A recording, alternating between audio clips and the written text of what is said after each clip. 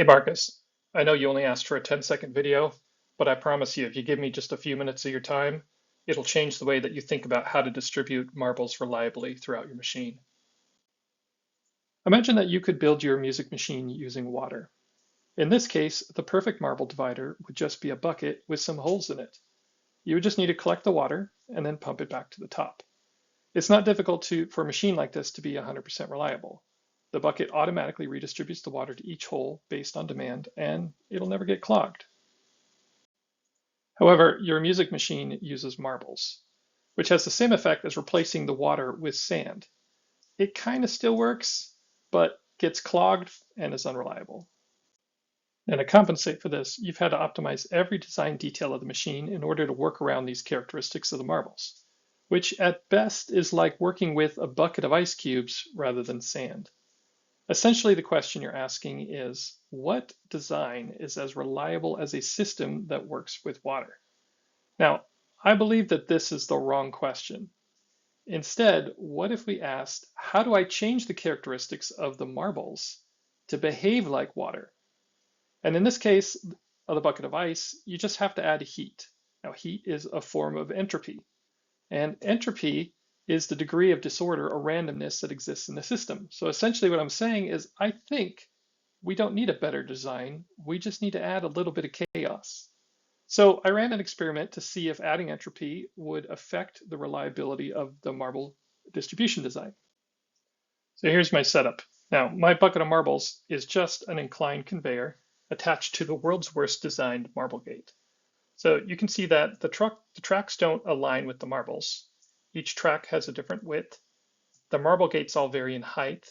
And you might notice that all the marbles are in a dreaded deadlock state.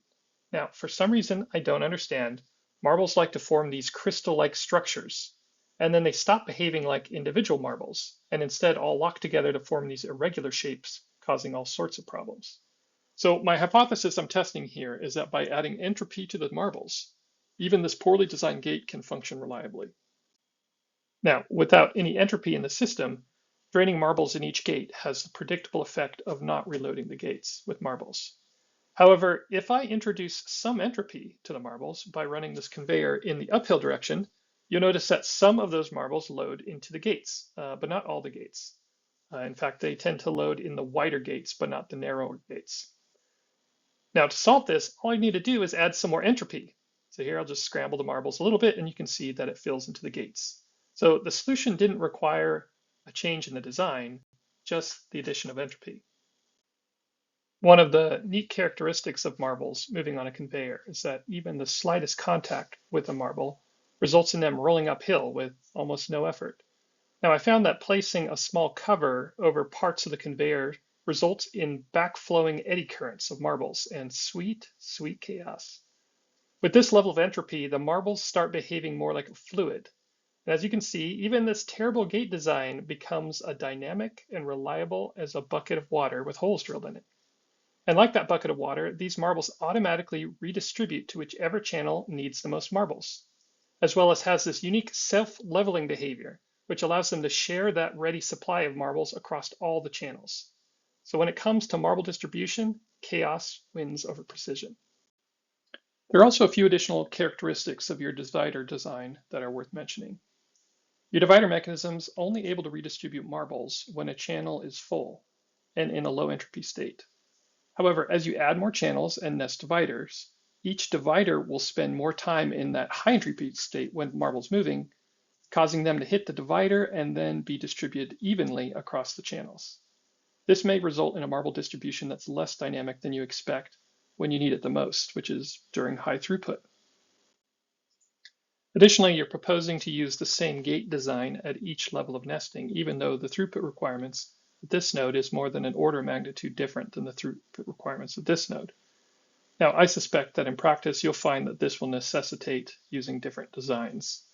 But most importantly, the fan-out design, this shape here, works against your reliability goals because of the way that it cascades failures throughout the system.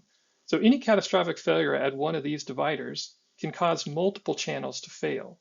And the way that you compute the impact of those failures is by the probability of failure of the design times the number of channels that it'll affect times its throughput. And because this is feeding 20 channels, it also has 20 times the throughput. So you end up multiplying the probability of failure of these nodes times 20 times 20. And you do this for every single node, and then you add all of that up, and that will give you the probability of failure of the system. And what you'll find is you'll find that even a divider design that has a very, very low probability of failure will very quickly become unusable because of that math. And that's essentially because the larger the system gets, it will exponentially become less reliable. However, it is possible to build a 100% reliable system out of components that are unreliable. Let me show you how. You can do this by reversing this to a fan-in design. So instead of dividing marbles, you join marbles. And this produces redundancy during failures, so that if a node here fails, it can be fed from one of these other branches. Now, this gives this characteristic where the system, as it becomes larger, actually becomes more reliable instead of less reliable. Now, you can actually see this fan-in design in the prototype here, as this particular channel is being fed by marbles that are redistributed across all these other marbles. And this has the added benefit of sharing throughput across all of those tracks, which has the opposite effect of the previous design in terms of the throughput disparity between these two nodes. So what that means is that the throughput of any one point here will always be less than the throughput of any one gate. And so you don't have to, so the throughput of this gate will be the highest throughput of the whole system, rather than the lowest throughput of the system in the previous design. So the advantage to this is that this doesn't put limits on the scalability of the system. The system can get as large as you want, and it only becomes more reliable. Now, I don't believe that a version 11 of your divider design will be reliable enough for your world tour.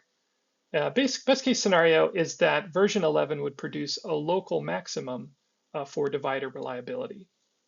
Now, I believe that if you want world tour level reliability, you're going to need to change the way that you think about this problem.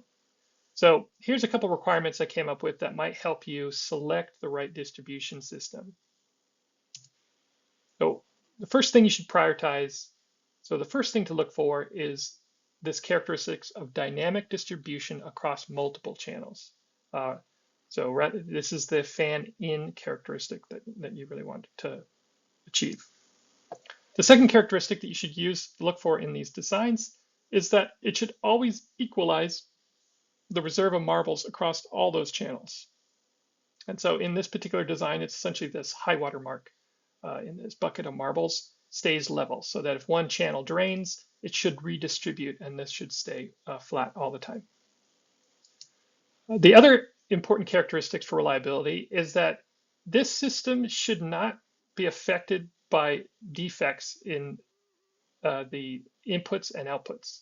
That means that things like marble height, or if a thing downstream becomes jammed, or something upstream starts throwing marbles in the wrong place, it should be highly tolerant to these kinds of failure modes. And if you design each component in your system that way, you can achieve that 100% reliability. The other characteristic of the system is that it needs to be self-healing. So these marbles love to do that deadlock thing. And so you need to have entropy in the system, or you need to have something active that breaks those deadlocks when they form, and any other kind of anomaly that can sort of happen. It's like break through the jams. The other thing that you should look for is to prefer designs with high entropy. In fact, I think the best way to think about how to model this system is actually it's two systems. You have a distribution system of marbles that runs with high entropy, and then there's your music system, which by definition is low entropy, meaning it's not chaos, it's not random, it's ordered and has rhythm and purpose. Now, the trick is designing a system that has high entropy in the distribution and then transitions that to low entropy in the music part of the system. And then naturally, just because of the way that the marbles bounce off of your instruments, they re-enter this high entropy state. You just need to keep that entropy in the system before you transition it over. Now, this is all said and good, but how do you put this into practice? So let me give you an example. So your current design calls for some kind of lifting conveyor mechanism. Imagine for this purpose, just using a regular conveyor belt. You could use that plexiglass technique that I demonstrated, where just a simple sealing will reliably lift the marbles to the top. Just as part of the same system, you can add this chaos creator conveyor attached to the actual marble instrument.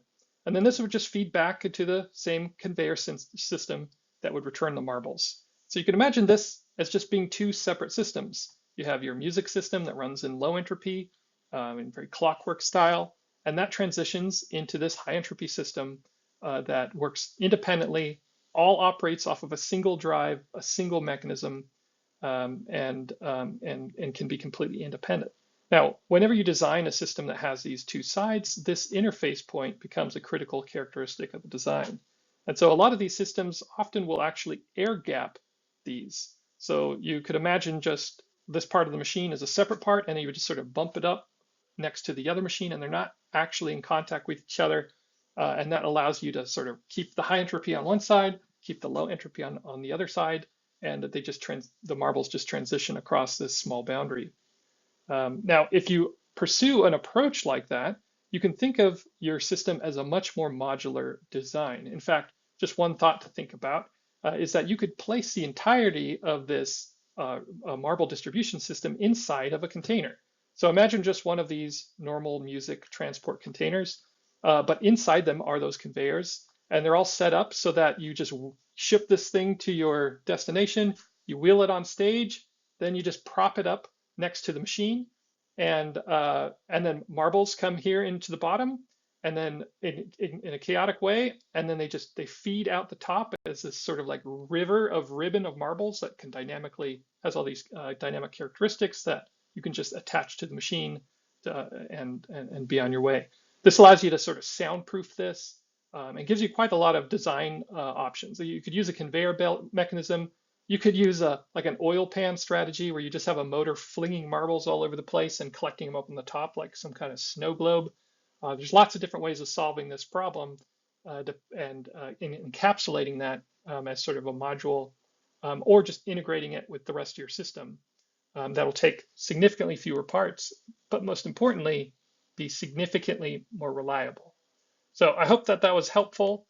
If you'd like to chat about this or come up with any other ideas, feel free to contact me. I had my contact info earlier. I'd be happy to talk with you. Good luck.